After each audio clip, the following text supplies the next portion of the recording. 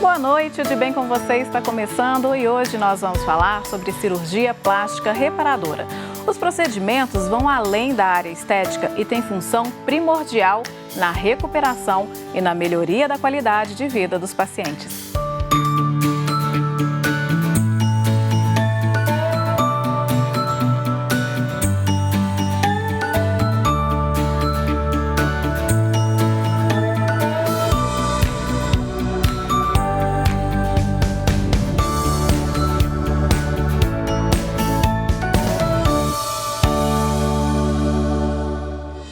As plásticas reparadoras têm o objetivo de corrigir deformidades de nascença, aquelas congênitas, ou então as que são consequências de traumas, alterações do desenvolvimento, depois de cirurgias oncológicas e acidentes, entre outros problemas.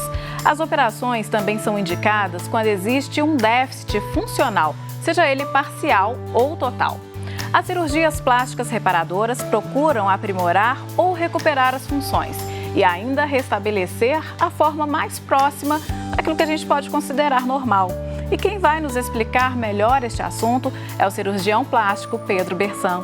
E eu, como sempre, aguardo a sua participação conosco no WhatsApp 31 99642 8473.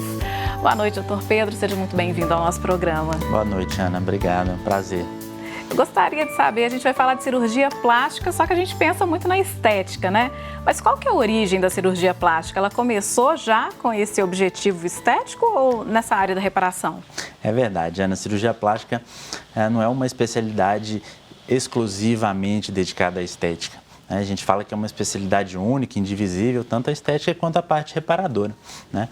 Claro, todos os procedimentos têm um pensamento, um objetivo também estético. A gente estava mencionando os primórdios da cirurgia plástica, né? As reconstruções foram as primeiras cirurgias que nós consideramos como origem, né? As reconstruções de nariz, com retalhos do braço, na Itália, com retalhos da testa, na Índia, né? E outras tentativas de reconstrução que foram sendo aprimoradas ao longo do tempo. Claro que a reconstrução de um nariz, a reconstrução de uma estrutura anatômica, tem um benefício estético muito grande, né? Mas por trás de tudo isso vem a cirurgia plástica reconstrutora. E quando a gente fala em cirurgia plástica reconstrutora, tem uma infinidade de aspectos para a gente lembrar, né? Então eu vou enumerar alguns aspectos para a gente comentando a respeito, tá? Sim. E aí qualquer coisa a gente vai lembrando, vai pontuando outras coisas. Certo. Eu gostaria de falar, então, da questão das queimaduras, que é uma coisa tão comum aqui em Belo Horizonte. Nós temos o Hospital João 23, que é referência nacional, né? Exatamente. Em queimados. E é desenvolvido um trabalho muito bom lá de cirurgia plástica em relação a isso. Como que é esse trabalho com queimados?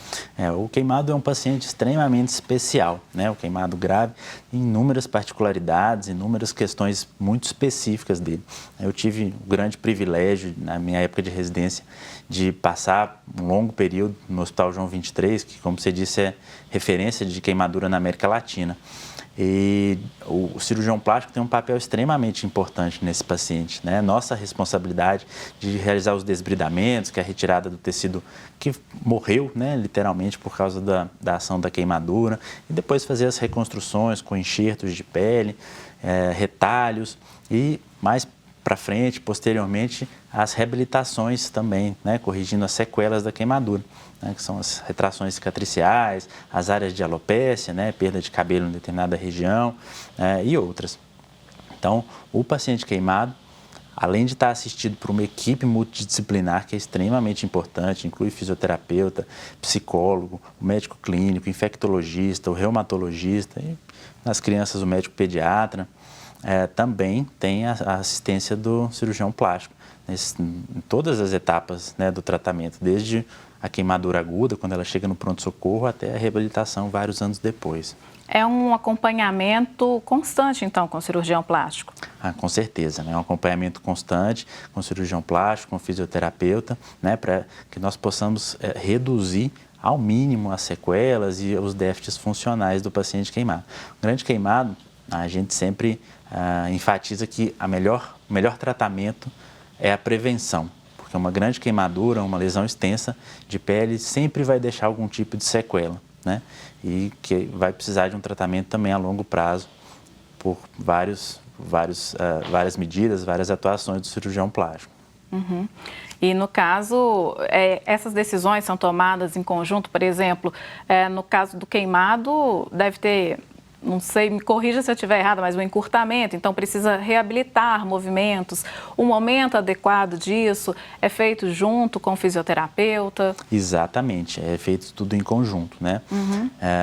Os ambulatórios, né, de queimados acompanham o paciente por muitos anos, né? O fisioterapeuta vai fazer a fisioterapia, indicar o uso de malhas de compressão e, dependendo do tipo de cicatrização, as retrações cicatriciais, né, que são as principais causas do encurtamento do movimento, da perda da amplitude de movimento, podem, mesmo com o trabalho fisioterápico específico, precisar de uma reparação cirúrgica, né? E aí, nesse caso, o cirurgião plástico vai precisar da participação do fisioterapeuta, tanto antes, para indicar, para sugerir que seja feita essa avaliação, como depois, né, para evitar que essa retração recidive, que ela volte a acontecer. E quando a gente fala de cirurgia plástica, em muitos momentos é falar da palavra enxerto, né, que é o aproveitamento de pele, de tecidos, né?